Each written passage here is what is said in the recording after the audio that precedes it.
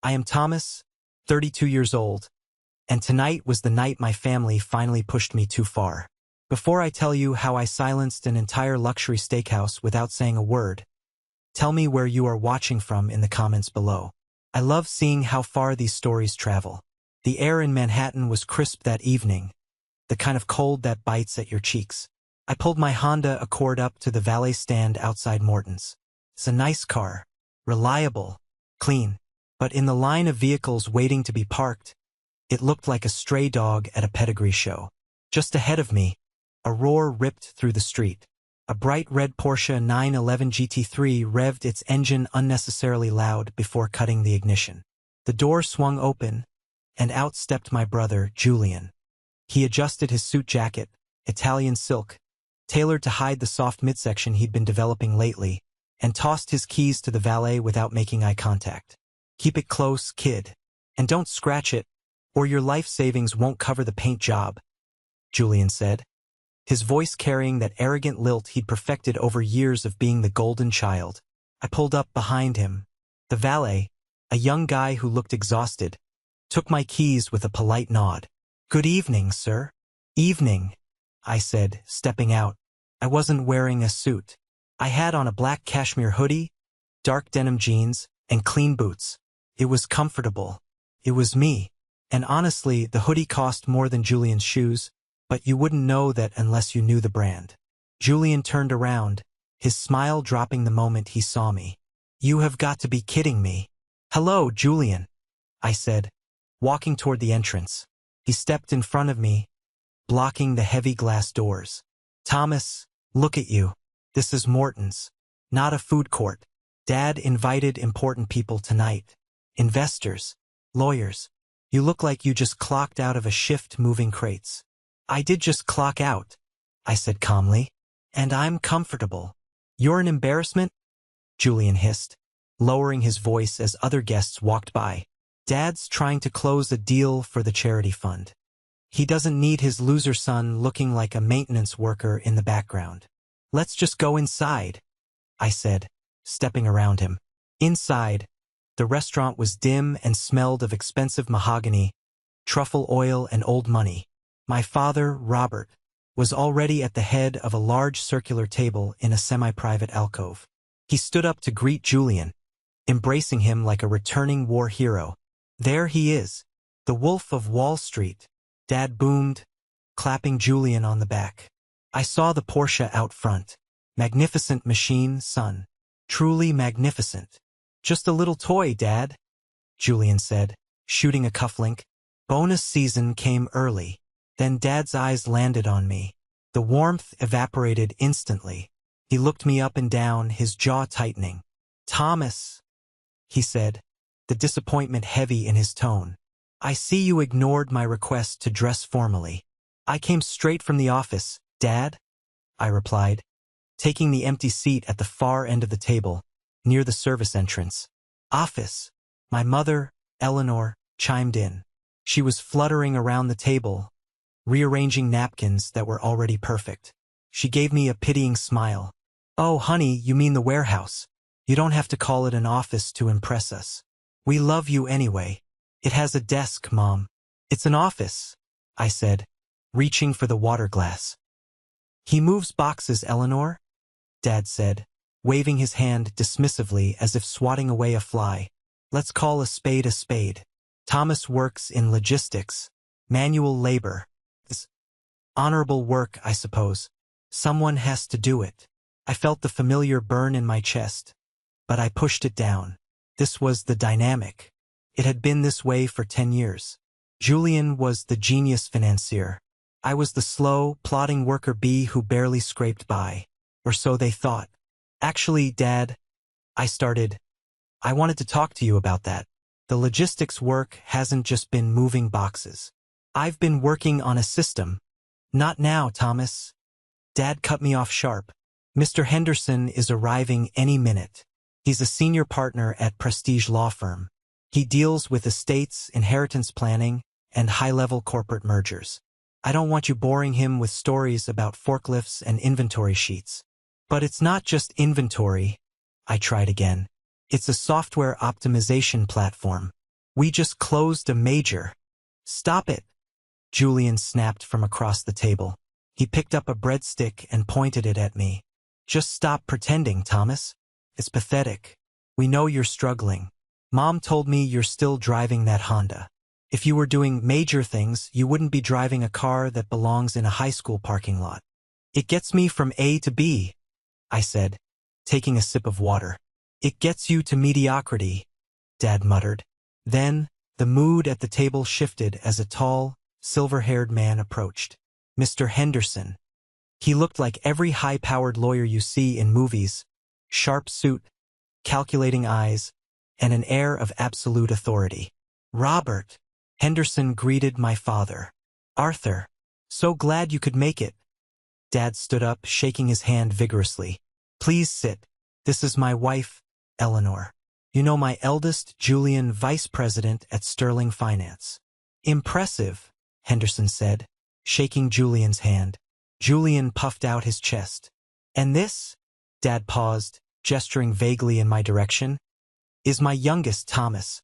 He's finding his way, currently working in warehousing. Henderson looked at me. For a second, his eyes narrowed, as if he was trying to place a face. Warehousing? Logistics. That's right, I said, extending a hand. Nice to meet you. Thomas helps keep the supply chain moving, Mom added, her voice dripping with that condescending sweetness. He works very hard with his hands. Henderson shook my hand.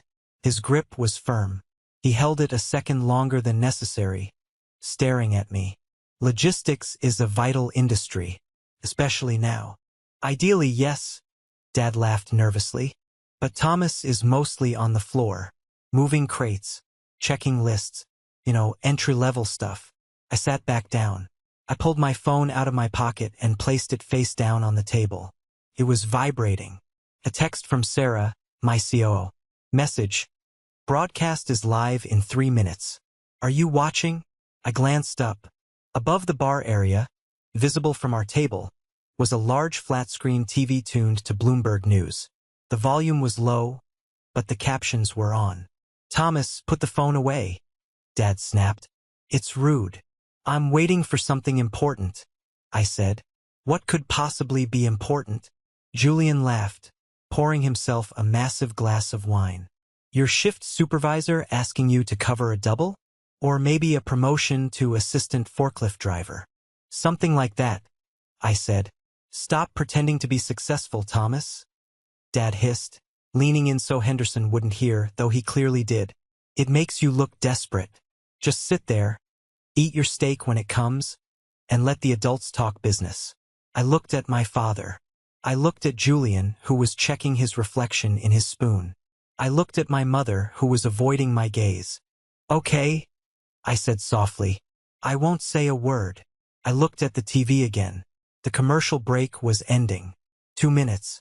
So, Julian, Henderson asked, how is the market treating Sterling Finance?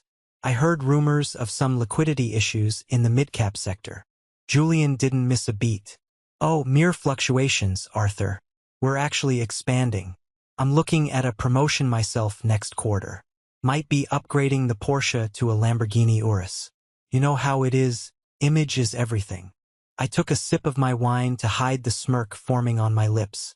Julian's credit cards had been declined twice last month.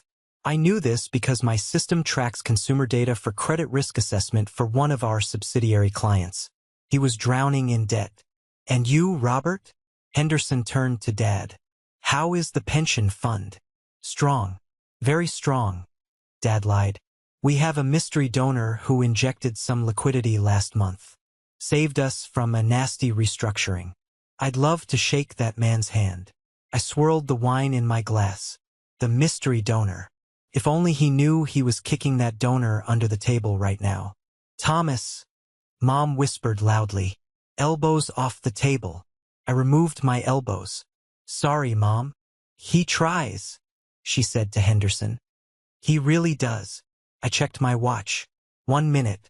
You know, Julian said, looking at me with a sneer. Maybe after dinner, Thomas. I can give you some of my old suits. Get you out of that hoodie. You look like you're about to go rob a convenience store. I like this hoodie, I said. It was a gift. From who? The Salvation Army? Julian laughed. Dad chuckled along with him. No, I said, my voice steady. From Mark Zuckerberg. When we met at the Sun Valley conference last year. Silence. Absolute silence for 1 second. Then, the whole table erupted in laughter. Julian laughed so hard he choked on his water. Dad shook his head, wiping tears from his eyes. Even Mom giggled. Oh, Thomas, Mom said. You have such an imagination. Zuckerberg, Dad wheezed. Good one. Oh, that's rich. You see what I mean, Arthur? He lives in a fantasy world to cope with the manual labor. Stop lying, dude, Julian said, wiping his mouth. It's pathetic. Seriously. Just stop. I didn't laugh. I just pointed a finger toward the bar. Turn up the volume, I said to the passing waiter. What? Dad asked. Thomas, stop making a scene. The TV, I said. I think you'll want to see this. On the screen, the intro graphic for Bloomberg Technology flashed. The bold letters read, Exclusive interview. And there, sitting in the anchor chair next to the host, was me, wearing the exact same black cashmere hoodie. The headline scrolled across the bottom. From warehouse to wealth. Meet the CEO behind Flow State. The laughter at the table died instantly. It didn't taper off. It was severed like a guillotine dropping. To understand why that silence felt better than any amount of money, you have to understand the decade of noise that preceded it. Growing up, there was always a script. In the Brennan household, you were defined by your title. My father was the VP. My mother was the social chair. And Julian was the prodigy. I was just Thomas. Or, occasionally, the oops. I was 5 years younger than Julian. By the time I was in high school, Julian was already in college, racking up debt that my parents happily paid because he was investing in his network. He was rushing a fraternity, driving a brand new BMW that Dad bought him as a graduation gift from high school, and talking about stock options he didn't understand. I was different. I liked to take things apart. When I was 12, I dismantled the lawnmower because I wanted to see how the torque transfer worked. Dad came home, saw the parts on the driveway, and grounded me for a month. He didn't care that I put it back together and it ran better than before. He only saw the mess. You have a mechanic's brain, Thomas, he told me, and he didn't mean it as a compliment. Julian has a CEO's brain. The pivotal moment, the moment the crack in our family became a canyon, happened when I was 22. I had just graduated from state college. I didn't go to the Ivy League school Dad wanted. I went where I could get an engineering scholarship because Dad had leveraged my college fund to help pay for Julian's defense lawyer after a DUI incident that was hushed up. It's an investment in the family reputation, Dad had told me. We can't have Julian with a record. You understand, right, Thomas? You can take out loans. So I did. I worked night shifts at a fulfillment center to pay for books. That's where I saw it. The chaos. Warehouses are the unseen arteries of the world. They are hot, loud, and chaotic. I watched workers walk 10 miles a day just to retrieve items that should have been stored next to each other. I saw trucks waiting for 4 hours because of paperwork errors. I saw millions of dollars being wasted on inefficiency. I started writing code in my spare time. I built a simulation on my beat-up laptop. I called it Flow State. It was an algorithm that predicted inventory demand and reorganized the warehouse layout in real time. I remember the day I brought the business plan to Dad. I was 22, hungry, and naive. It was Sunday dinner. Julian was there, bragging about his new entry-level job at a bank, making $60,000 a year. I'm going to be running the place in 5 years, Julian declared. I have no doubt, son, Dad beamed. Cleared my throat. Dad, I have something too. I've been working on a software platform. Dad sighed, putting down his fork. Thomas, we're eating. It's important. It automates logistics. I have a prototype. I just need a small seed investment. $10,000. That's it. I can build the beta version. Dad picked up his napkin and wiped his mouth slowly. He looked at me with that tired, disappointed stare. Thomas, he said, Julian is managing portfolios. He's dealing with capital. You are playing video games. It's not a game. It's enterprise software. It's a distraction, Dad snapped. You're working at a warehouse, Thomas. You lift boxes. Don't try to be something you're not. You don't have the head for business. You have the head for labor. I promised you a car when you graduated, Dad continued. But since you insist on this fantasy instead of getting a real job at a bank like your brother, I think it's best I keep that money. You need to learn the value of $1. A week later, Julian drove home in a vintage Ferrari. It wasn't new, but it was flashy. Dad helped me out with the down payment. Julian winked at me. Said it fits the image of a banker. You like it? Maybe I'll let you wash it. That was the day I stopped explaining. I moved into a studio apartment in Astoria that smelled like boiled cabbage and exhaust fumes. I kept my job at the warehouse. In fact, I worked harder. Not to move up the ladder, but to gather data. I was a spy in my own life. Every box I lifted was a data point. Every frustrated sigh from a coworker was a problem to be solved. For 5 years, I lived a double life. By day, I was Thomas the warehouse guy. I wore safety vests and steel-toed boots. I ate sandwiches in the break room. By night, I was Thomas the founder. I was coding until 4 a.m. I was pitching to investors over Zoom with a sheet hung up behind me to hide my messy apartment. My family saw the boots and the exhaustion. They didn't see the code. When I was 25, I got my first client. A mid-sized trucking company in Jersey. They paid me $5,000. Felt like $1 million. When I was 27, I brought on Sarah, my COO. She was a logistics veteran who saw the brilliance in my code. She worked for equity because I couldn't pay her a salary. You're sitting on a gold mine, Thomas, she told me one night over cold pizza. Why doesn't your family help you? They don't think I'm capable of mining gold, I said. They think I'm the guy who carries the shovel. Screw them, she said. We'll buy the shovel factory. The gap between my reality and my family's perception widened. When Flow State hit $10 million in revenue, I bought my parents a new HVAC system for their house anonymously. Dad bragged that he negotiated a great deal. When we hit $50 million, Julian asked to borrow money for rent. I gave him $2,000 cash. He told the family he found it in an old coat pocket. When we hit $100 million, I was featured in a niche tech magazine. I left a copy on my parents' coffee table. Mom used it as a coaster for her tea. They saw what they wanted to see. To them, I was the failure who verified their own success. If Thomas was at the bottom, then they must be at the top. I was the anchor that proved their ship was floating. And I let them believe it. Why? Part of it was fear. Fear that if I told them, they would ruin it. They would demand jobs, demand money, demand control. Julian would want to be CFO. Dad would want to be chairman. They would infect my company with the same pretentiousness that poisoned our family dinners. But another part of it, a darker part, was waiting for this exact moment. I wanted the reveal to be undeniable. I didn't want to just say, I'm successful. I wanted the world to say it for me. Which brings us back to the steakhouse. The memories of those sweating nights in the warehouse. The blisters on my hands. The rejection emails. The sneers from Julian every Thanksgiving. It all coalesced into a hard, cold diamond in my chest as I watched Henderson stare at the TV. The ghost of the garage was gone. The Titan had arrived. Let's rewind 20 minutes. Back to the table, before the TV reveal. The tension was building like a pressure cooker. The waiter arrived with the appetizers. Jumbo shrimp cocktails and Wagyu beef carpaccio. Julian ordered a bottle of Cabernet that I knew cost $400. Put it on my tab, Julian said loudly, flashing a black card. I noticed the magnetic strip was worn out. I also knew that card was maxed out.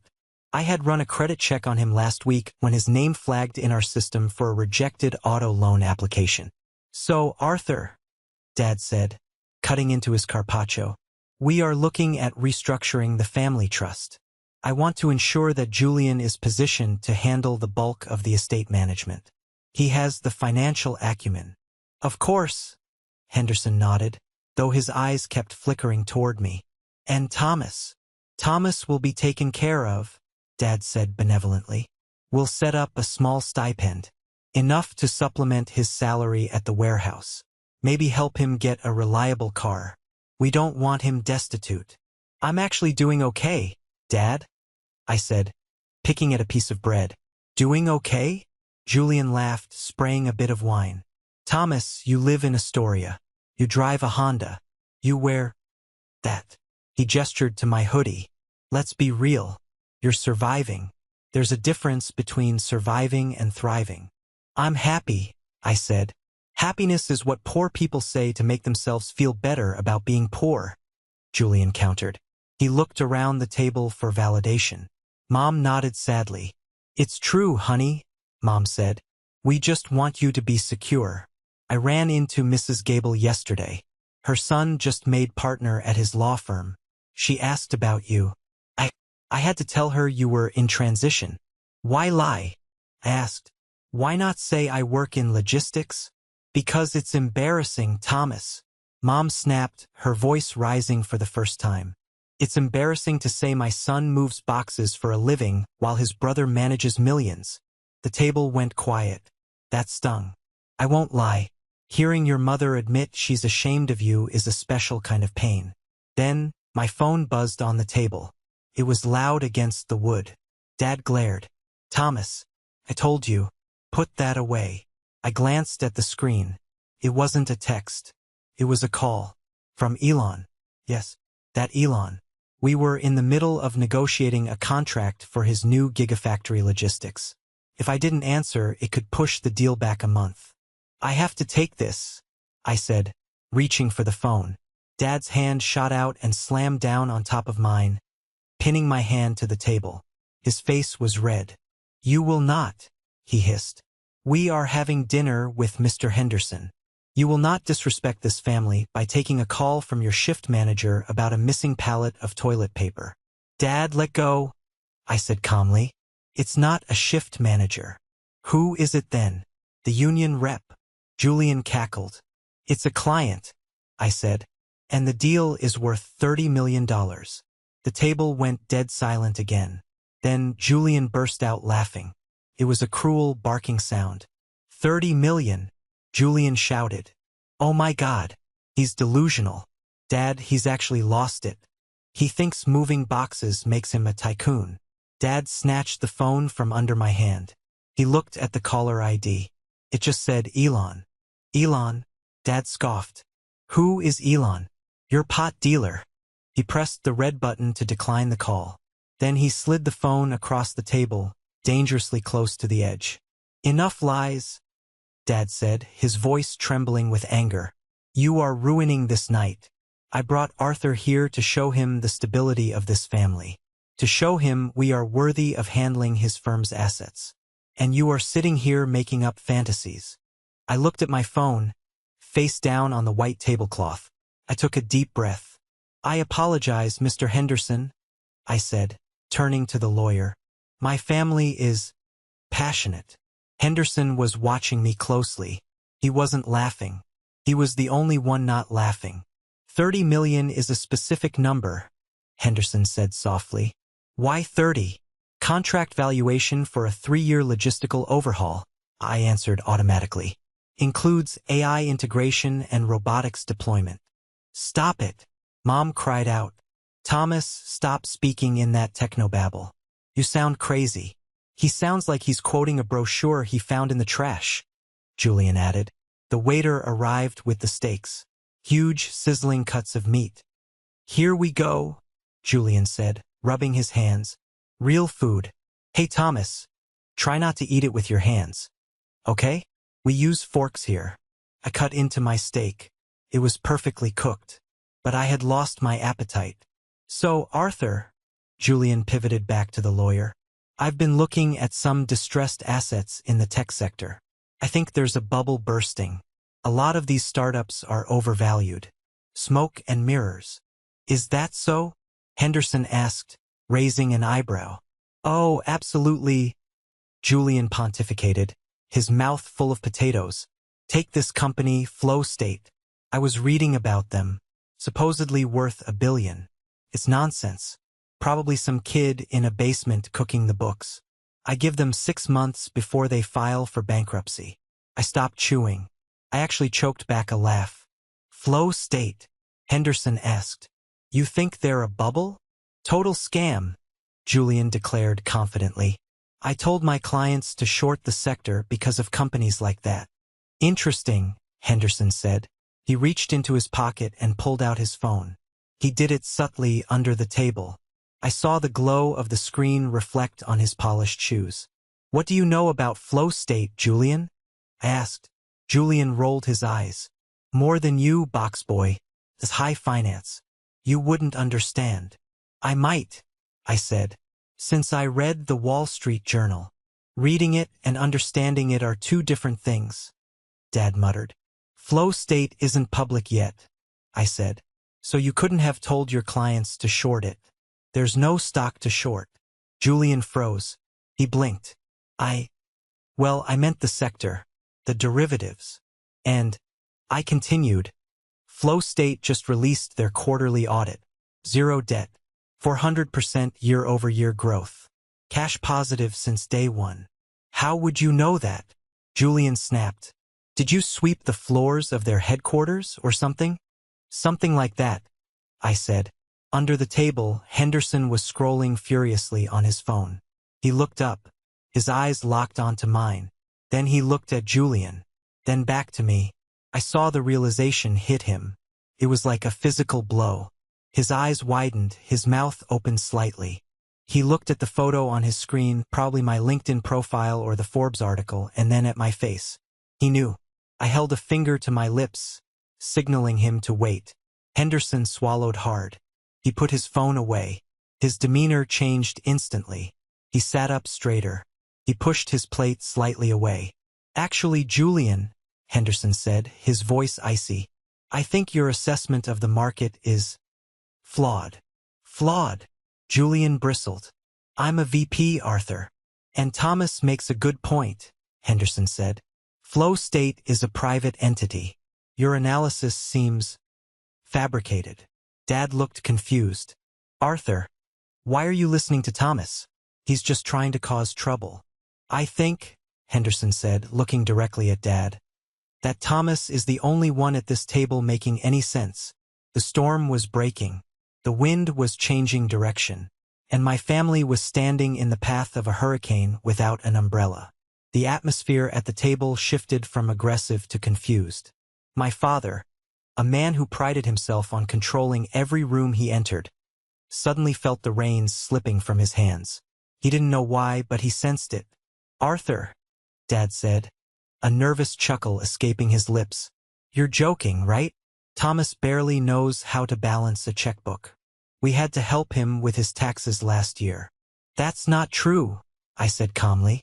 You tried to claim me as a dependent to get a tax break. My accountant told you it was illegal. Your accountant, Julian sneered. You mean H&R Block? KPMG, I corrected. Stop it. Dad slammed his hand on the table again, rattling the silverware. People from nearby tables turned to look. I have had enough of this charade. Thomas, you are ruining this dinner. You are embarrassing your brother in front of a senior partner. I want you to leave. Leave? I asked. Yes. Go wait in the car. Or take a subway home. I don't care. Just get out of my sight. You're not fit to sit at this table. Robert. Mom touched his arm. Maybe he can just sit quietly? No, Eleanor. He's a liar. And I won't have a liar in my family. I slowly folded my napkin and placed it on the table. A liar, I repeated. That's funny coming from you, Dad. Considering you told the shareholders the pension fund was solvent because of your savvy investing, not because of a mystery donation. Dad went pale. How do you know about the shareholder meeting? That was a closed-door session. And you, Julian, I turned to my brother. You called me a fake. But who is paying the lease on that Porsche? Is it you? Or is it the company credit card that you're unauthorized to use for personal expenses? Article 4, Section C of your employment contract. Julian dropped his fork, clattered loudly against the china. Who have you been talking to? Have you been stalking me? I don't need to stalk you, I said. Data tells a story, Julian. And your data screams, fraud. Get out. Dad stood up, pointing a shaking finger at the door. Get out now before I call security. I'll leave, I said, standing up. I buttoned my jacket. I grabbed my phone. But before I go, I want to give you a gift. Parting gift. We don't want anything from you, Mom cried, tears welling in her eyes. Why are you being so cruel? Cruel. I looked at her. Mom, for 10 years I've been invisible. Tonight, I'm just trying to be seen. I looked at Henderson. He was watching me with a look of pure fascination. Mr. Henderson, I said, watch the TV. The TV, Dad yelled. I don't care about the damn TV. You should, I said. It's about to start. What is? The truth. I pointed the remote, which I had swiped from the waiter's station on my way in, and turned the volume up to 50. The sound of the news anchor filled the room. Breaking news from Silicon Valley. Turn that off, Dad commanded. Wait, Henderson said sharply. His voice cracked like a whip. Robert, sit down and watch. Dad looked at Henderson, shocked by the tone. He slowly sank back into his chair. We are joined live tonight by the most reclusive man in tech, the anchor announced. A man who turned a one-man garage operation into the global backbone of modern logistics. His software powers Amazon, FedEx, and DHL. Tonight, Flow State Systems announces its IPO filing, valuing the company at $1.3 billion. Julian let out a breathy laugh. See? I told you. Some billionaire. Probably some old guy from Silicon Valley. What does this have to do with us? But first, the anchor continued. Who is the genius behind the code? For years, he has remained anonymous. Tonight, he steps into the light. The screen shifted. A photo appeared. A high-resolution, professional headshot. It was me. Not the Thomas in a hoodie sitting at the table, but Thomas the CEO.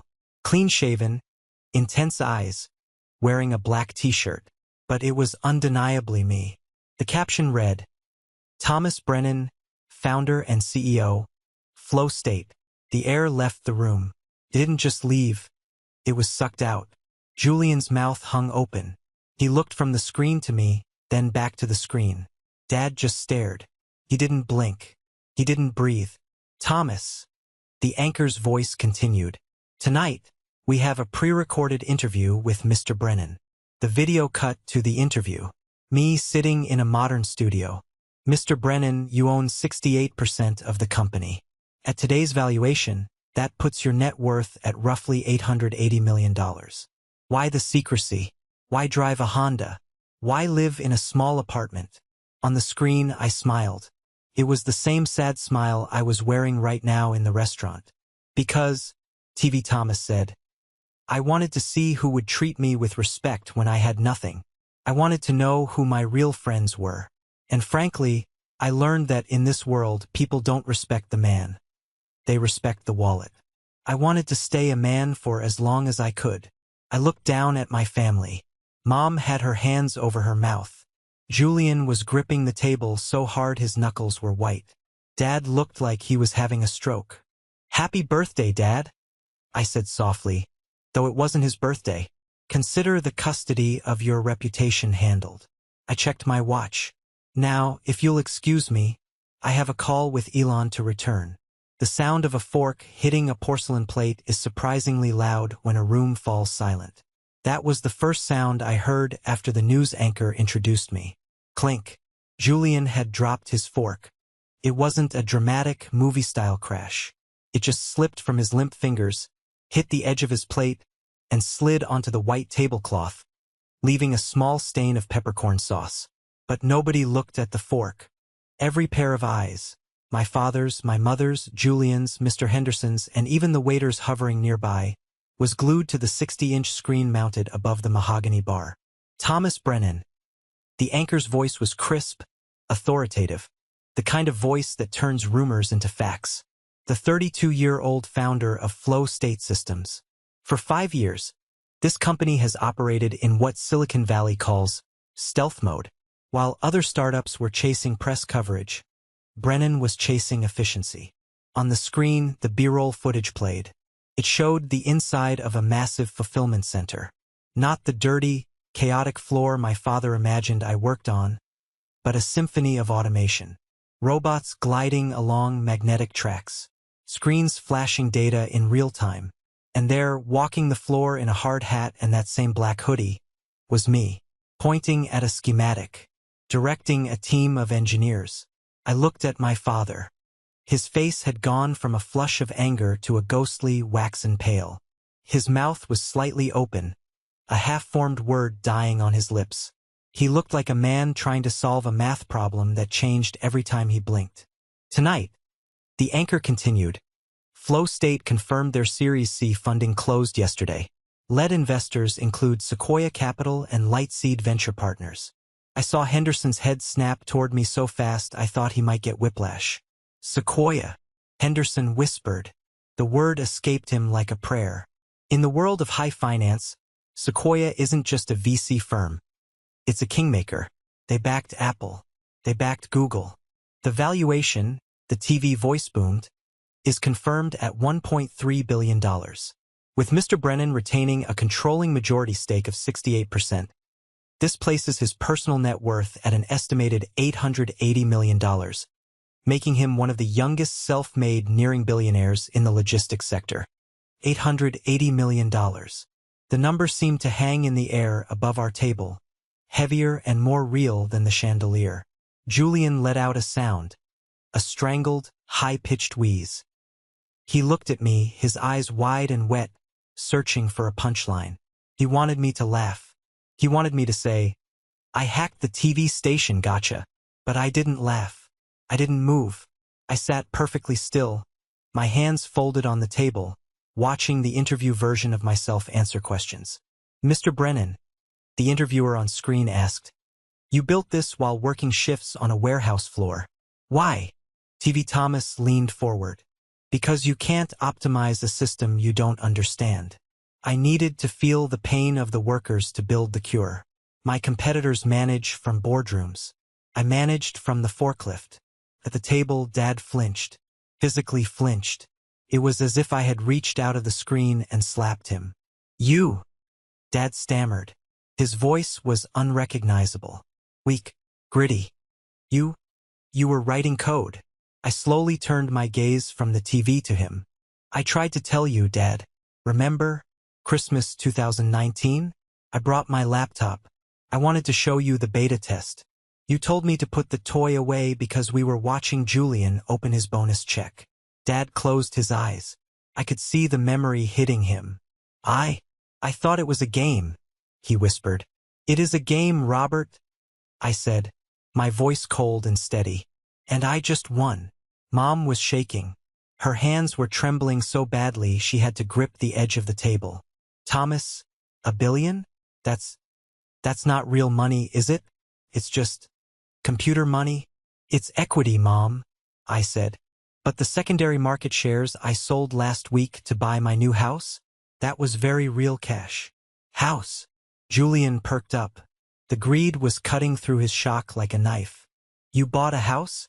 Where? The Hamptons?" "No," I said. "I bought the penthouse at 432 Park Avenue. Cash." Julian looked like he was going to vomit. 432 Park was the kind of real estate he had posters of on his wall. The kind of place where billionaires look down on millionaires. The interview on TV was winding down. The anchor turned to the camera. A remarkable story. The warehouse worker who quietly built an empire. Thomas Brennan proving that sometimes the quietest person in the room is the one making the most noise. The screen cut to commercial. The spell broke. The silence in the restaurant didn't return. Instead, a low murmur erupted. People were pointing. I saw a woman at the next table hold up her phone, comparing my face to the one she just saw on the news. I picked up my wine glass. It was a cheap Merlot that came with the set menu Dad had ordered to save money, despite the expensive bottle Julian had demanded earlier. I swirled it. "So," I said, breaking the tension at our table, "let's review the evening, shall we?" I looked at Julian. "You called me a fake," I said softly. "You told me to stop pretending. You said my Honda belonged in a high school parking lot." Julian swallowed hard. "Thomas, look, it was just banter. Brotherly banter. You know how we do." "No, Julian. Banter is when two people laugh. You were the only one laughing." I leaned in. "You twirl those Porsche keys like they're a scepter. But we both know the truth. I ran a soft inquiry on you, Julian. I know about the lawyer you hired to fight the repossession order on that car. I know you're 3 months behind on your alimony payments." Julian's face went gray. "How?" "Data." I tapped my temple. "Everything leaves a digital footprint. You're drowning, Julian. And you've been standing on my head to try and breathe."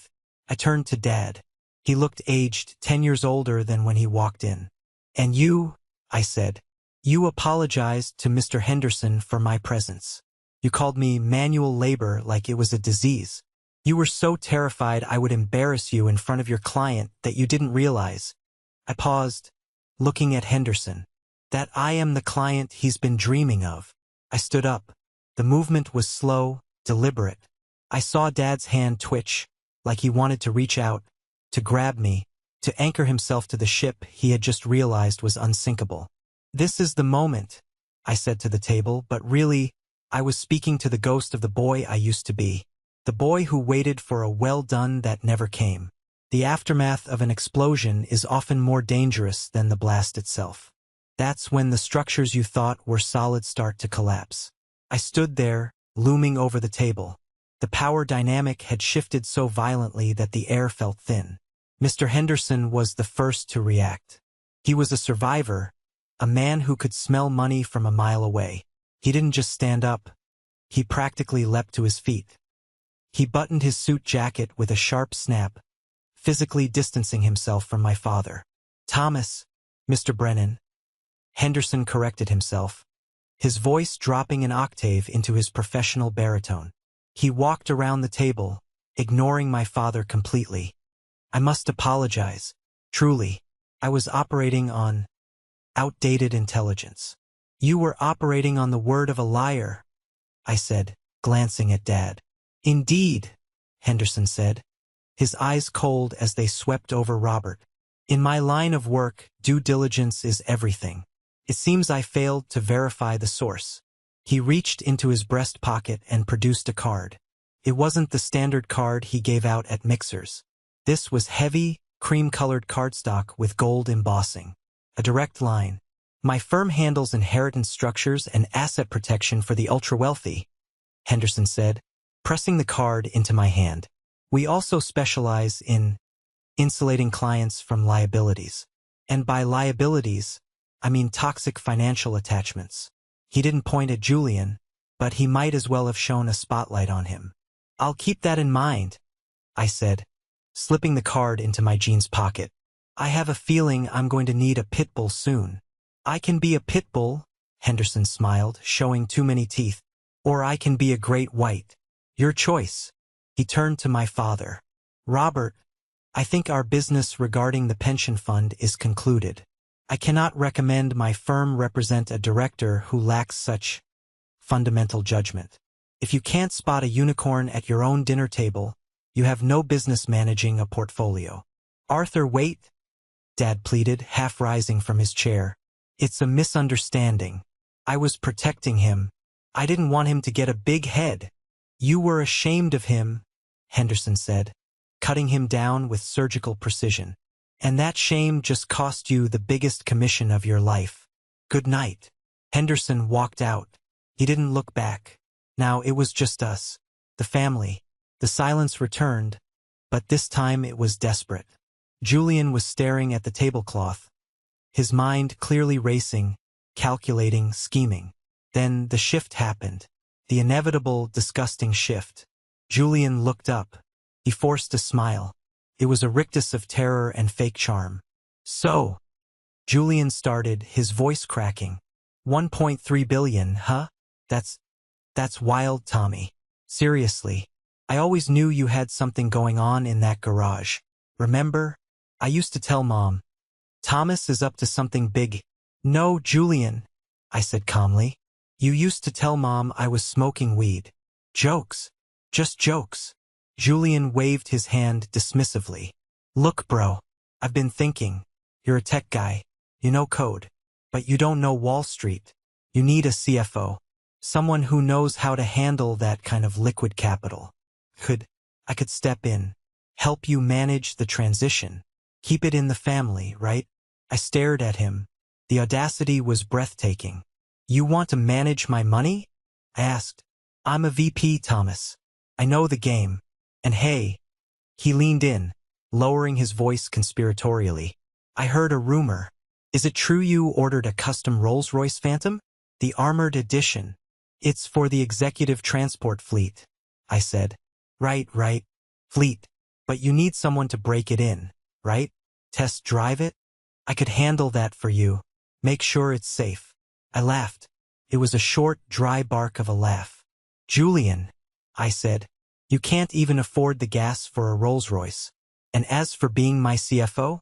My current CFO was the woman who drove me to the emergency room when I collapsed from exhaustion 3 years ago. Where were you that night? Oh, right. You were in Vegas, blowing your salary on blackjack. Julian flinched. That's in the past, Thomas. We're family. Family helps family. You're right, I said. Family helps family. Which is why I'm going to help you. Julian's eyes lit up. Yeah. I'm going to let you pay your own bill tonight. I signaled the waiter. He appeared instantly, looking at me with awe. Check, please, I said. Separate checks. I'll take mine. The gentleman in the suit, I pointed to Julian, will take the rest, including the bottle of wine he ordered. What? Julian screeched.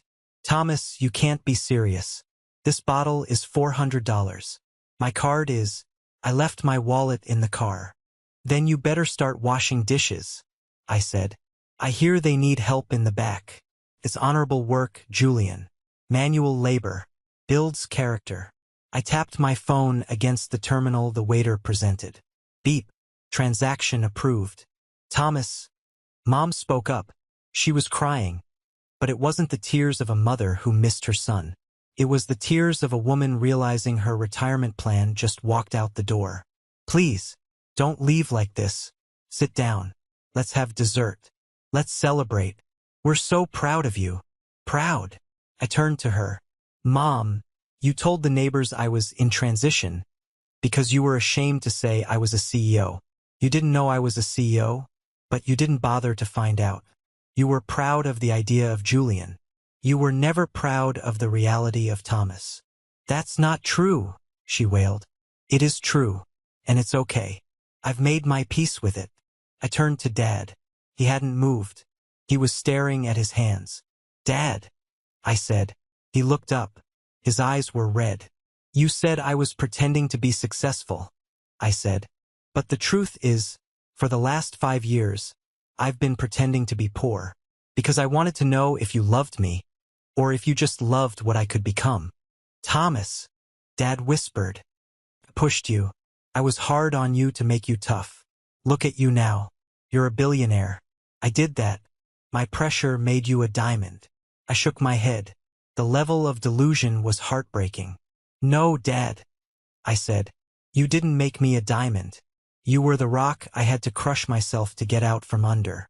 I succeeded in spite of you, not because of you. I turned away. I walked past Julian, who was frantically texting on his phone, probably trying to move funds around to pay the bill. I walked past the other tables, where diners stopped eating to watch me go. I pushed open the heavy glass doors of Morton's and stepped out into the night. The valet saw me coming. He practically sprinted to the key box. Mr. Brennan, he said, panting. I'll get your car right away, sir. Is it the Honda? He asked it with hesitation, as if he was afraid of insulting a billionaire by bringing him a Honda. Yes, I smiled. It's the Honda. It's a good car. It gets me where I need to go. As I waited, I saw Julian's red Porsche parked prominently in the front spot. A status symbol on lease time. A shiny metal box owned by a bank. My Honda pulled up. It was dusty. There was a dent in the bumper from where a forklift clipped it last year. I got in. I threw my hoodie up over my head. I wasn't driving a Ferrari. I wasn't wearing an Armani suit. But as I pulled out into the Manhattan traffic, leaving my family behind to squabble over a $400 bottle of wine, I realized something. I was the richest man in the city. Not because of the number in my bank account, but because I didn't owe anyone a damn thing. 3 months passed. 90 days. In the world of high-frequency logistics, 90 days is an eternity. In 90 days, Flow State Systems acquired 2 competitors, opened a new hub in Singapore, and our stock price, after the initial IPO pop, stabilized at a number that made me uncomfortable to look at. I was busy, not pretending to be busy, like Julian, shuffling papers to look important. I was sleep 4 hours a night on a cot in my office busy. But silence is a funny thing. When you finally cut out the noise of toxic people, you expect peace. Instead, you hear everything else so much louder. I heard the hum of the city. I heard the gratitude of my employees when I announced a company-wide bonus. And I heard the distant, crumbling sound of my family falling apart. I didn't call them. I didn't block their numbers, either. I just watched the notifications roll in like Tide updates. Missed call from Dad. 4. Missed call from Mom. 12. Missed call from Julian. 28. I didn't answer because I knew what they wanted. They didn't want Thomas. They wanted the Bank of Thomas. Then, on a rainy Tuesday in April, the phone rang. It wasn't family. It was Arthur Henderson. Mr. Brennan. His voice was smooth as polished glass. I have some documents regarding the estate on Sycamore Drive. The foreclosure proceedings are advancing faster than anticipated. Sycamore Drive? I asked, swiveling my chair away from the monitors. That was my childhood home. The mansion Dad was so proud of. I thought they had 6 months. They did, Henderson said. But your brother... Well, it seems Julian attempted to use the property deed as collateral for a high-risk loan to cover his gambling debts. When the loan defaulted last week, it accelerated the call on the mortgage. The bank isn't waiting. They are seizing the house on Friday. I leaned back, staring at the gray New York skyline. Julian had bet the house, literally, and lost. What happens to them? I asked. Eviction, Henderson said simply. Your father's pension is frozen pending the investigation into the embezzlement. Your mother has no assets in her name. And Julian... Well, Julian is currently living in the guest house, dodging process servers. He paused. The bank is going to auction it, Thomas, unless someone steps in to buy the debt. I closed my eyes. I could see the house, the grand staircase where I wasn't allowed to play, the dining room where I was told I was a failure, the garage where I built my first engine. Buy it, I said. Excuse me? Buy the debt, Arthur. All of it. The mortgage, the liens, Julian's gambling markers. Everything. Put it under a shell company. Ironwood Holdings. Do not let them know it's me. Thomas, Henderson warned. This is a bad investment. The market is cooling, and the house needs repairs. I'm not buying a house, Arthur, I said, opening my eyes. I'm buying closure. Draw up the papers. I'm going over there on Friday. Friday arrived with a thunderstorm. It felt appropriate. I didn't take the Honda this time. I took the car Julian had accused me of owning, the Rolls-Royce Ghost. It wasn't about ego. It was about the armor. I needed to feel impenetrable.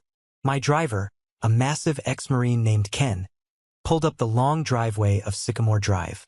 The landscaping, usually manicured to within an inch of its life, was overgrown. Weeds were poking through the cobblestones. A final notice sticker was plastered aggressively on the front gate. It looked like a funeral home that had gone out of business. I stepped out. Ken opened an umbrella over my head, but I waved him off. I wanted to feel the rain. I walked up the steps and pushed open the front door. It wasn't locked. Inside, the house was a chaos of cardboard boxes. You can't take the silver, I heard Mom's voice screeching from the dining room. That has been in my family for generations. Ma'am, it's on the asset manifest, a rough voice replied. A repo man. I walked into the dining room. It was the same room where we had so many Christmas dinners, where Julian would show off his new watches and I would sit in silence. Mom was tugging on a silver platter held by a burly man in a windbreaker. Dad was sitting in his armchair, staring blankly at the wall, holding a glass of scotch. Julian was nowhere to be seen. Let go of the tray, I said. The room froze. Mom gasped, dropping her hands. The repo man looked at me, then at my wet coat, then at the two security guards who had quietly followed me in. Who are you? The repo man asked. I'm the new owner, I said. Thomas, Mom cried out, rushing toward me. She looked older. Her hair wasn't dyed. Her makeup was smeared. Oh, thank God. I knew you'd come. I told Robert. Thomas won't let us starve. She tried to hug me. I gently caught her wrists and stepped back. I said I'm the owner, I repeated. I didn't say I was the savior. Dad slowly turned his head. His eyes were yellow and dull. The arrogance was gone, replaced by a terrifying emptiness. You bought it, Dad rasped. I bought the debt, I corrected. Technically, I own the paper that owns the house, which means you are currently trespassing. Trespassing? Mom recoiled as if I'd slapped her. This is our home. We raised you here. You housed me here, I said. There's a difference. A crash came from upstairs. Then the sound of heavy footsteps. Julian appeared on the landing. He looked like a wreck. He was wearing sweatpants and a stained t-shirt. His face was unshaven. I heard a car, Julian shouted, stumbling down the stairs. Is it the lawyer? Tell him I'm not. He saw me. He stopped dead on the bottom step. Thomas, he breathed. Hello, Julian, I said. Nice outfit. Is that the new distressed look for the fall collection? You. Julian pointed a shaking finger at me. You did this. You told the bank about the loan application. You froze my accounts. I didn't have to do anything, Julian. I walked over to the table where the repo man had left the silver tray. You spent money you didn't have to impress people who didn't care. That's not my fault. That's physics. What goes up on a credit card must come down on a bank statement. I need 50,000, Julian blurted out. No hello. No apology. Just the demand. Thomas, seriously. They're gonna break my legs. I owe some bad guys in Jersey. I know, I said. I bought that debt too. Julian's mouth fell open. What? The 50 grand you owe Vinny, the wrench? I settled it this morning for 30 cents on the dollar. Vinny was very happy to get cash. He says hello, by the way. Julian collapsed onto the stairs. He put his head in his hands and started to sob. It wasn't a cry of remorse. It was the cry of a child who realized the game was over. So, I turned to Dad. Here is the situation. I pulled a thick envelope from my inside pocket and tossed it onto the dining table. It landed with a heavy thud. What is that? Dad asked. That is the new arrangement, I said. Since you seem incapable of managing your own lives, I have taken the liberty of restructuring your inheritance. Restructuring? Dad narrowed his eyes. A spark of the old anger returned. You can't dictate terms to me. I am your father. You are an insolvent tenant, I said sharply, and I am the landlord. Listen closely, because I'm only going to say this once. I walked around the table, pacing like a predator. 1. I held up a finger. This house is sold. I'm listing it on Monday. You have 48 hours to vacate. Take your clothes and personal items. The furniture stays.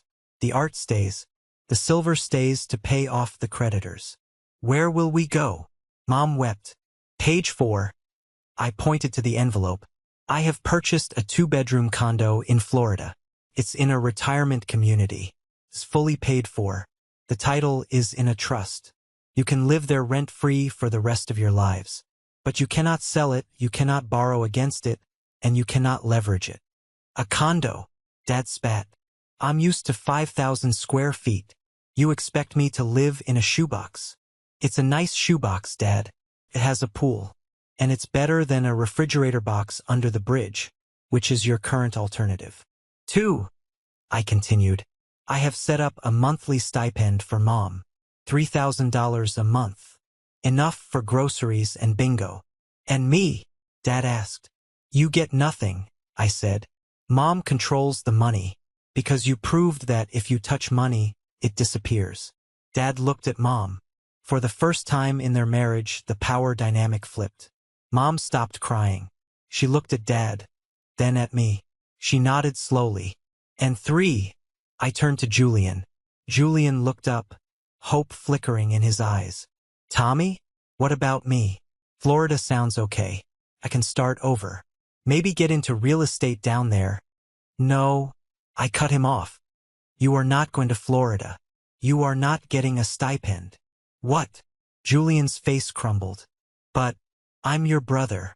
Exactly, I said. Which is why I'm going to give you the one thing Dad never gave you. A consequence. I pulled a single sheet of paper from my pocket.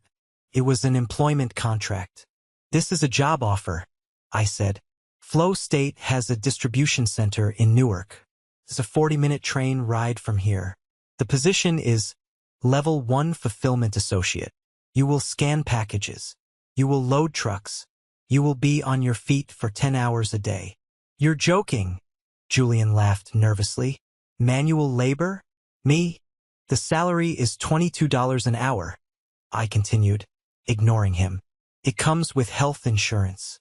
And if you stick with it for 6 months, without complaining, without stealing, without playing the "do you know who my brother is" card, I will pay for you to go to rehab for your gambling addiction.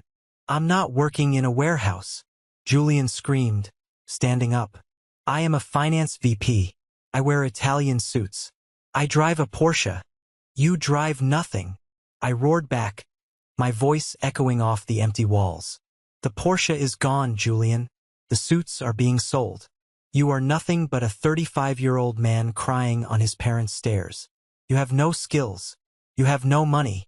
You have no dignity left. The silence that followed was deafening.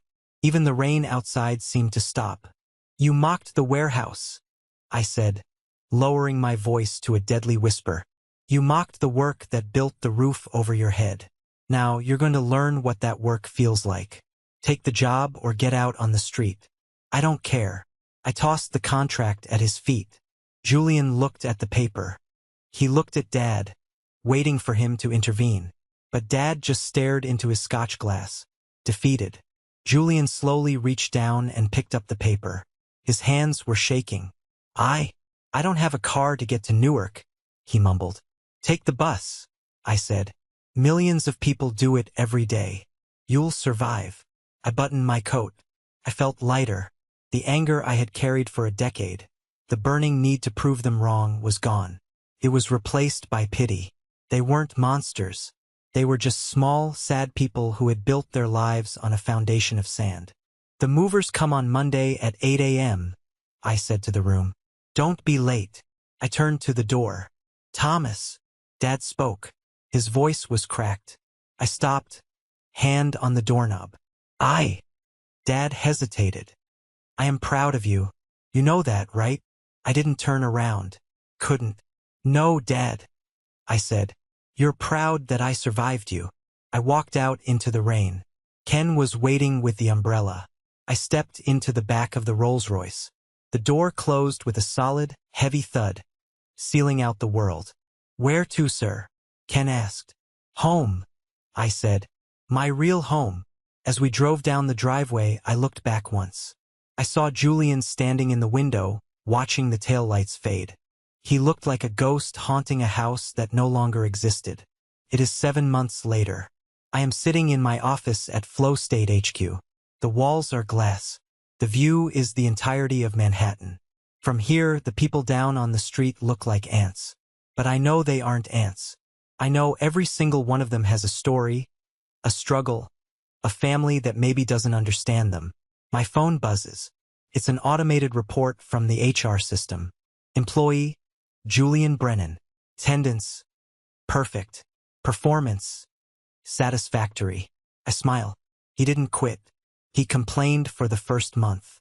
He threatened to sue me for emotional distress the second month. But by the third month, he stopped talking and started working. He lost 20 pounds. He stopped slicking his hair back. Last week, the floor manager told me Julian actually fixed a jammed conveyor belt instead of calling maintenance. He's not a VP. He never will be.